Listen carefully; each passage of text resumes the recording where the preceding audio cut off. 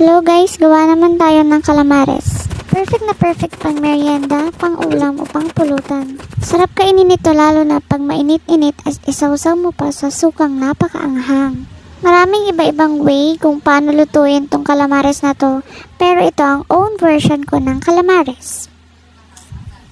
Nagastos ko dito ay nasa 300 pesos. 1 kilong pusit nga pala tong binili ko. Ito yung ideal na pang calamares, yung malalaking pusit.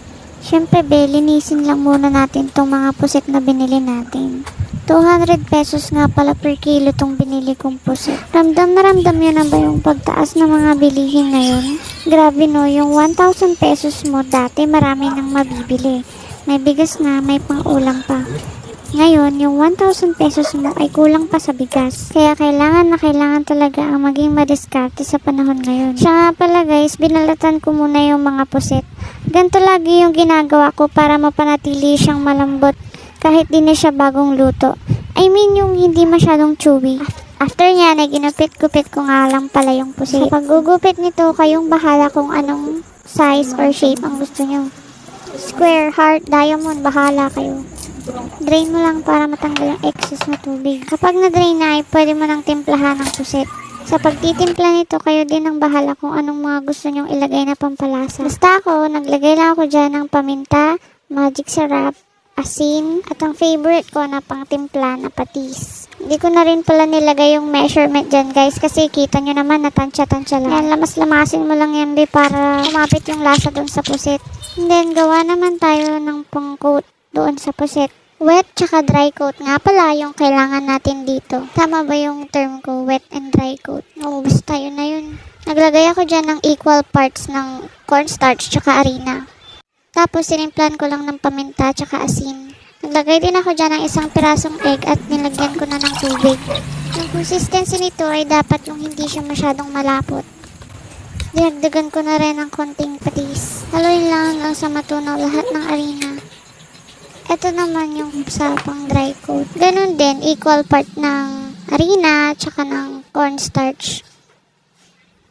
Anyways, pwede nga palang kahit harina lang yung ilagay mo dito. Pero naglagay ako ng cornstarch para mas malutong siya. Painit ako dyan ng kawali tsaka naglagay na ako ng mantika. Maraming mantika yung kailangan dito. Ito yung sinasabi ko sa pagpiprito. Ang inuuna kong ilagay is, una ko siyang kino-coat sa dry muna bago doon sa wet na butter. Kung gusto niya na mas malutong ay pwede kayong mag-add ng breadcrumbs. Medium high heat yung apoy tapos saglit mo lang dapat siyang ipiprito.